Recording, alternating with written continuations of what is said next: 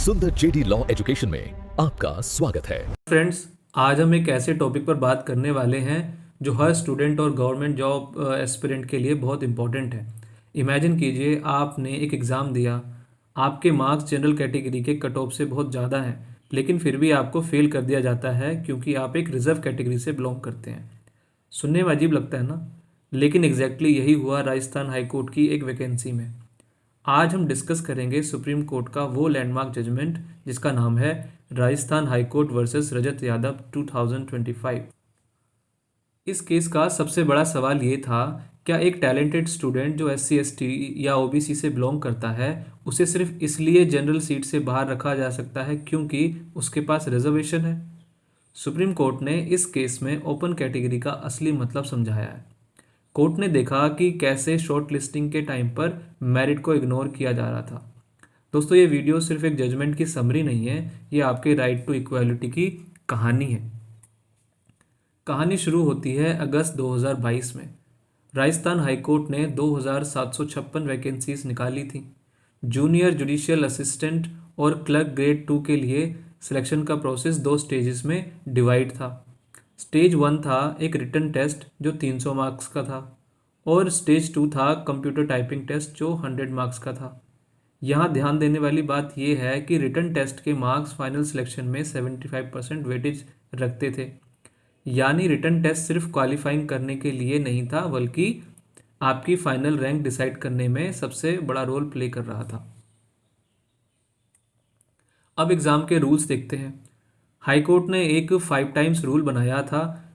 इसका मतलब था कि अगर एक सीट है तो उसके लिए टॉप के 5 कैंडिडेट्स को टाइपिंग टेस्ट के लिए बुलाया जाएगा। लेकिन यहाँ हाई कोर्ट एडमिनिस्ट्रेशन ने एक गलती कर दी। उन्होंने शॉर्ट लिस्टिंग के लिए कैटेगरी वाइज सेपरेट लिस्ट बना दी। जनरल की अलग, OBC की अलग, SC ST की अलग।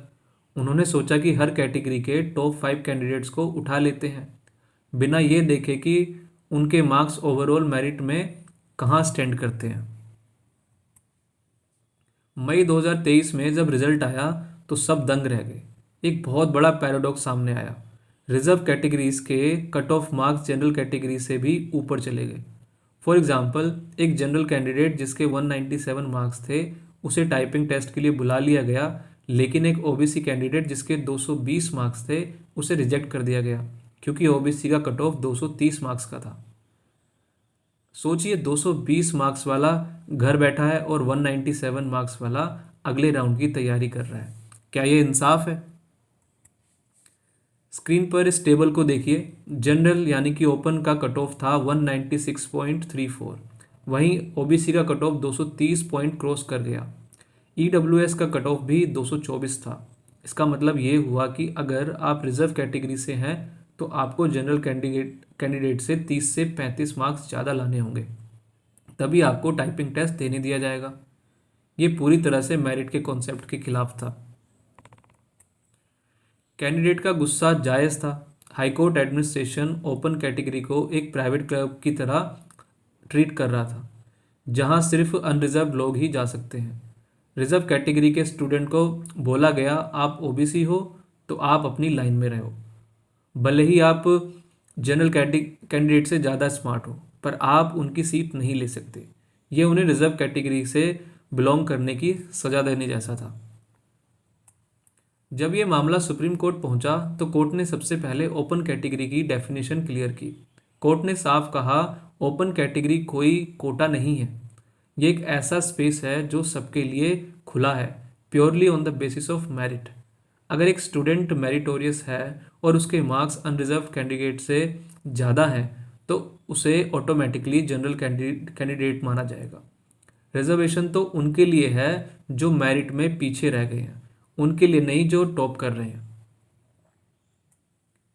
इस अनफेयर प्रोसेस के खिलाफ रजत यादव और उनके जैसे कई स्टूडेंट्स ने राजस्थान हाई कोर्ट में रिट पिटीशन फाइल की। उनका आर्ग्यूमेंट सिंपल था, अगर हमारे मार्क्स जनरल कट ऑफ से ऊपर हैं तो हमें टाइपिंग टेस्ट से क्यों रोका जा रहा है। हाई कोर्ट की डिवीज़न बेंच ने स्टूडेंट की बात सही मानी और लिस्ट को रिवाइज करने का ऑर्डर दिया, लेकिन हाई कोर्ट का एडमिनिस्ट्रेशन इस डिसीजन से खुश नहीं था और वो इस केस को लेकर सुप्रीम कोर्ट चला गया। सुप्रीम कोर्ट ने यहाँ माइग्रेशन का कॉन्सेप्ट समझाया।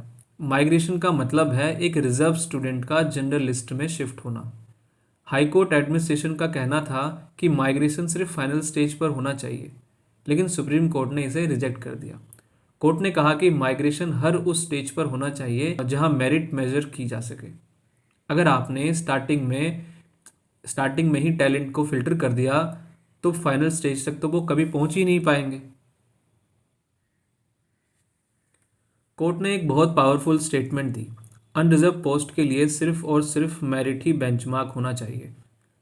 आप किसी की सोशल आइडेंटिटी या कास्ट की वजह से उसके हार्ड वर्क को इग्नोर नहीं कर सकते। अगर कोई 230 मार्क्स लाया है तो उसकी काबिलियत 196 वाले मार्क्स से बहुत ज़्यादा है और सिस्टम को उस काबिलियत की रिस्पेक्ट करनी होगी। चलिए इसे एक एग्जांपल से समझते हैं। मान लीजिए एक स्टूडेंट सी है जो ओबीसी कैटेगरी से है। जनरल कट ऑफ है 196 और ओबीसी का 230। स्टूडेंट सी स्कोर करता है 210 मार्क्स। पुराने सिस्टम हाईकोर्ट एडमिनिस्ट्रेशन के हिसाब से स्टूडेंट सी फेल हो गया, लेकिन सुप्रीम कोर्ट के नए डिसीजन के हिसाब से स्टूडेंट सी को टाइपिंग टेस्ट के लिए बुलाया जाएगा क्योंकि उसके मार्क्स जनरल कैटेगरी से ज़्यादा हैं। अब आगे क्या होगा? स्टूडेंट सी टाइपिंग टेस्ट देता है, फाइनल रिजल्ट बनते हैं। अगर स्टूडेंट सी टॉप ओवरऑल कैंडिडेट्स में आता है तो उसे जनरल सीट मिलेगी, और अगर वो टॉप मेरिट से थोड़ा पीछे रह जाता है तो उसे वापस ओबीसी लिस्ट में लाया जाएगा, ये देखने के लिए कि क्या वो ओबीसी कोटा की सीट ले सकता है। इससे स्टूडेंट को सक्सेस के दो चांसेस मिलते हैं। पहला उसकी मेरिट की वजह से और दूसरा रिजर्वेशन की वजह से। कई लोग पूछते हैं कि क्या ये डबल बेनिफिट नहीं है? हाई कोर्ट एडमिनिस्ट्रेशन ने भी यही कहा था, लेकिन सुप्रीम कोर्ट ने कहा नहीं, ज़्यादा मार्क्स लाना कोई बेनिफिट या भीख नहीं है, ये आपके हार्ड वर्क का रिजल्ट है। रिजर्वेशन का बेनिफिट तब होता है जब आप कम मार्क्स पर सिलेक्ट होते हैं। अगर आपने किसी कंसेशन का यूज़ नहीं किया है तो आप स्टार्ट लाइन पर एक जनरल कैंडिडेट जैसे ही रहते हैं। ये पूरा जजमेंट हमारे कॉन्स्टिट्यूशन के दो पिलर्स पर लिखा है, आर्टिकल 14 और आर्टिकल 16। आर्टिकल 14 कहता है कि सब बराबर हैं, इक्वालिटी बिफोर लॉ। आर्टिकल 16 कहता है कि हर किसी को सरकारी नौकरी में बराबर का मौका मिलना चाहिए, इक्वालिटी ऑफ अपॉर्चुनिटी। हाईकोर्ट का पुराना रूल इन दोनों आर्टिकल्स को वायलेट कर रहा था क्योंकि वो मेरिट को कास्ट के पीछे छुपा रहा था। अक्सर प्रिलिमिनरी एग्जाम्स के मार्क्स फाइनल लिस्ट में नहीं जुड़ते, इसलिए वहाँ माइग्रेशन नहीं होता। लेकिन दोस्तों इस स्पेसिफिक केस में रिटन टेस्ट के मार्क्स 75% का उसका वेटेज था। सुप्रीम कोर्ट ने पॉइंट आउट किया कि ये सिर्फ एक स्क्रीनिंग टेस्ट नहीं, ये सिलेक्शन का सबसे बड़ा हिस्सा है, इसलिए यहाँ माइग्रेशन अलाउ करना मैंडेटरी है। स्क्रीन पर इस चार्ट को ध्यान से देखिए। सही प्रोसेस क्या है? सबसे पहले सारे कैंडिडेट्स को उनके मार्क्स के हिसाब से एक सिंगल लाइन में खड़ा किया जाएगा। सबसे पहले ओपन सीट्स भरिए उन लोगों से जिनके मार्क्स सबसे ज़्यादा हैं, चाहे उनकी कास्ट कोई भी हो। उसके बाद जो रिज़र्व सीट्स बची हैं उन्हें उन रिज़र्व कैंडिडेट से भरिए जो बचे हुए हैं। यही असली मेरिटोक्रेसी है। एक बहुत गहरी बात कोर्ट ने कही, कम्युनल रिजर्वेशन से बचो। अगर हम कहें कि जनरल सीट सिर्फ अपर कास्ट के लिए है तो हम इंडिया में कास्ट बेस्ड एक्सक्लूजन को बढ़ावा दे रहे हैं। जनरल कैटेगरी एक मेरिट पूल है, कोई जनरल कास्ट पूल नहीं। इस पूल में हर वो इंसान एंटर कर सकता है जो टैलेंटेड है। मान लीजिए 100 जनरल सीट्स हैं।